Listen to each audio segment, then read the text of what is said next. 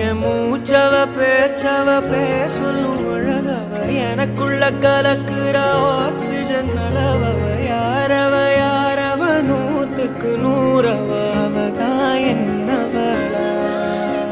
ஒரலையவ கலையவ அழகிய நிலவவ நிழலிலும் ஜொலிக்கிற நிரந்தர ஒளியவ சரியவ தவறவ சிரிக்கிற சிரிப்புக்கு அவதான் காரணமா